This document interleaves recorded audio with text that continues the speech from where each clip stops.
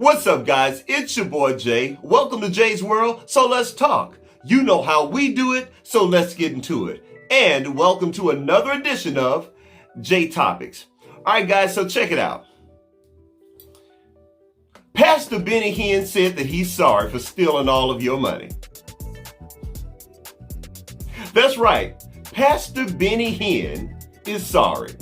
Okay, so for all of you guys that don't know who Pastor Benny Hinn is, Pastor Benny Hinn is the world-renowned pastor with the big bouffant hair, and he wears all the jewelry and the nice white suits. I know he wears white a lot of times, okay? And he has millions upon millions of followers all over the world. You know, he plays to like huge auditoriums and stadiums. You know, he takes off his jacket and he waves it across the crowd and they fall all out, all slain in the spirit.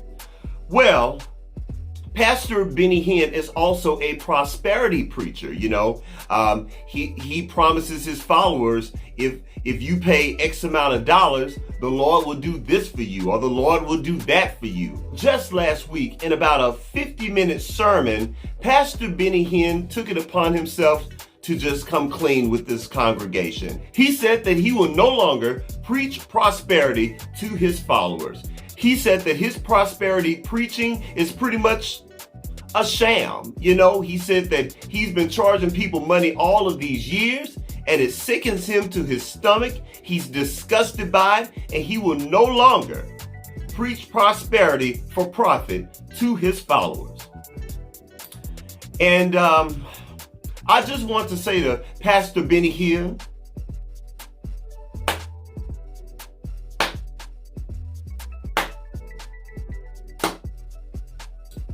Pastor Benny Hinn, you get the slow clap. Because at the ripe old age of 950, you decided after taking all of these people's money that you will no longer preach prosperity for profit.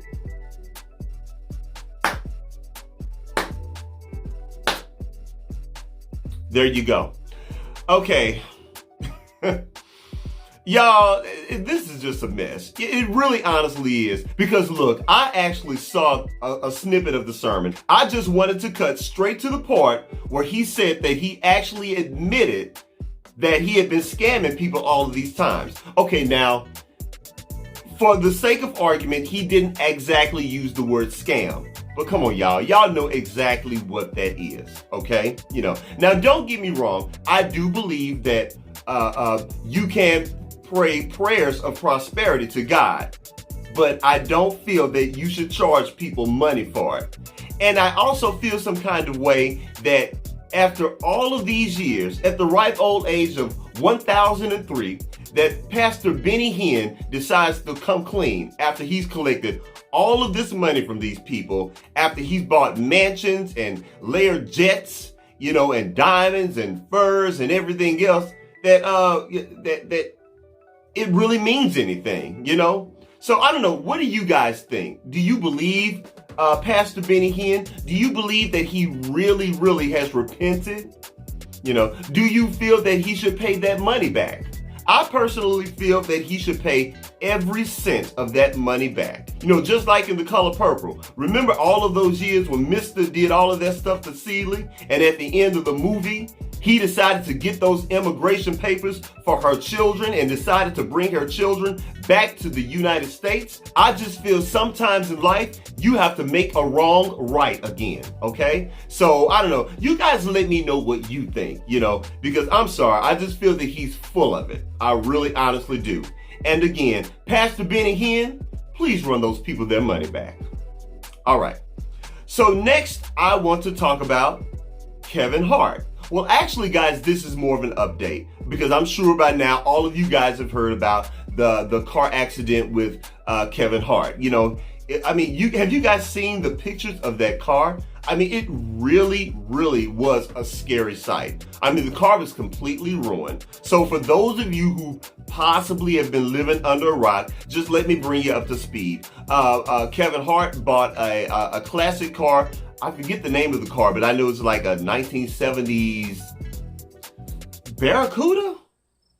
I'm thinking that's the name of the car. Okay. Look, y'all, I'll put it down below and I'll let you know for sure. But anyway, he bought this car, and he and two other friends were on the road in California on one of those really super windy roads in LA, very dangerous, those roads that you see in the movies. And apparently they were speeding, and the car careened off an embankment and and it crashed, and the car flipped a couple times. And by all rights and purposes, none of them should even be living. But by the grace of God, all of them survived this crash. Okay, so, and I was really, really concerned about Kevin Hart and praying for him during that time. And apparently, Kevin Hart has suffered from severe back injuries. He and the other passengers in the car also sustained back injuries as well, pretty severe. And you guys, let me tell you something. Back injuries are nothing to joke with. I'm telling you, back and knees. I don't care how much technology there is out there in medicine. For some reason, they just can't quite get the back injuries and the knee injuries exactly the way they should be. So I was just really concerned about Kevin Hart. But this story has taken several twists and turns in the past week or so, because there have been so many different levels to this story. The 911 phone calls. I know his wife, aka the Rib, she made a 911 phone call. Also, there was a witness to the accident that made a 911 call, and the calls just aren't quite matching up with each other, and I mean, the story just has lots of holes in it. So I don't know, the story is just all over the place. Some are even alleging that Kevin Hart was drunk. Some are saying that Kevin Hart was in fact driving his car, and when the crash actually happened, he and the guy actually switched places. So I don't know. And then there's a story saying that Kevin Hart actually left the scene of the car crash and went back to his house. So I don't know. This story is all over the place. So y'all, I don't know what's going on with this story. God bless Kevin Hart. I wish him the best, and I'm praying for him. I'm also praying for the other passengers in the car. And this, like I said, this story is still developing. And when I know something, I'll let you guys know something. Okay? So next, I want to talk about YouTube. Now, guys, let me tell you something. This particular story hits a little close to home for me. Okay, so if you guys have not heard, and I really doubt if you have, because this is a story that's pretty much affecting a lot of us content creators right here on YouTube. Basically, YouTube is coming down with brand new rules that will affect a lot of our content creators who produce family-oriented videos. Now, I don't want to mess the story up, okay, because there are a lot of moving parts to this story, and the story is constantly developing. But what I know so far is basically Google owns YouTube, okay? If you guys did not know that, Google actually owns YouTube. And basically, there was a content creator right here on YouTube that produced a child's video. So someone complained that Google was gathering information on this child and on children watching the channel. And Google/YouTube got in trouble with the government, and one thing led to another. Google/YouTube ended up having to shell out $170 million, and so on and so forth. And like I said, a lot of moving parts, guys. I don't know all of the details, so please charge it to my head, okay? Because it's very confusing, and all I know is the main parts of the story. So right now, YouTube is coming down really, really hard on all of our family-oriented content creators. Any creator that's doing any type of video that's featuring children or children's content or children's stories, And basically, in a nutshell, starting January 1st, they are actually going to demonetize a lot of these channels.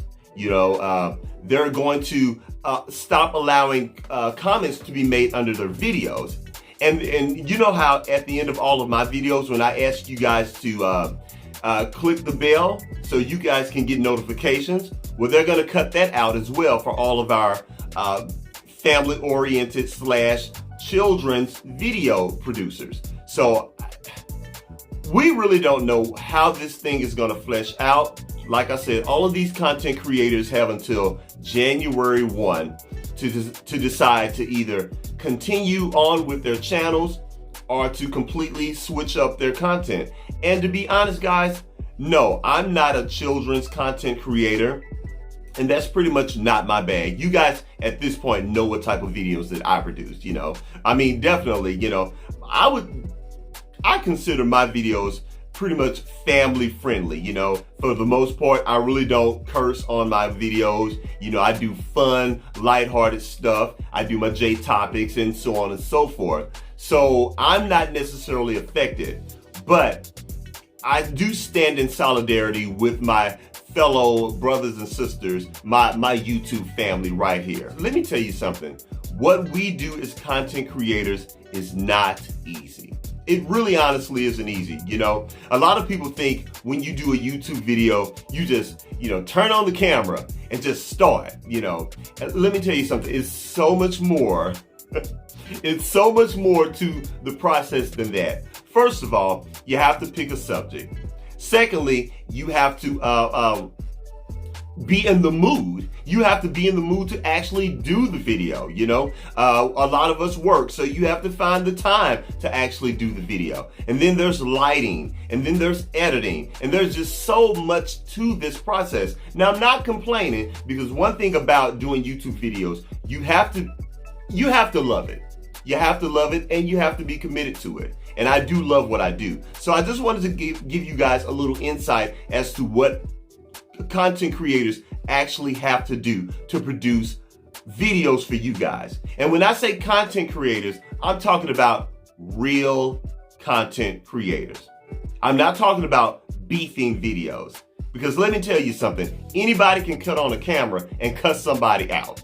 Okay, that is not content. I'm talking about real content creators. You know, content creators like my boy Michael out of California with his YouTube channel, Meet the McIntyres.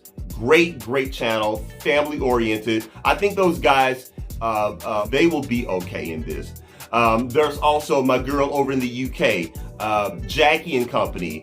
She and her beautiful daughter.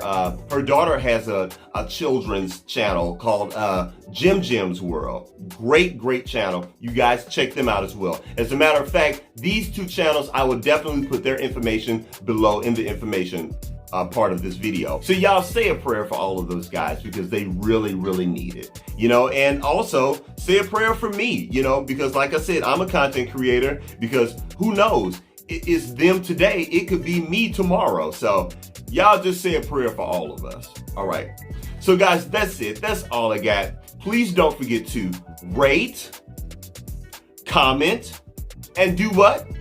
Subscribe. Please subscribe to my channel. What are you waiting on? You're already over here. And after you subscribe, please don't forget to hit the bell icon, because when you hit the bell icon, YouTube will keep you abreast of all of my latest videos. They will actually send you notifications, and you too can be down with the notification squad. That's it, guys. That's all I got, and I'll holler at you later. Peace.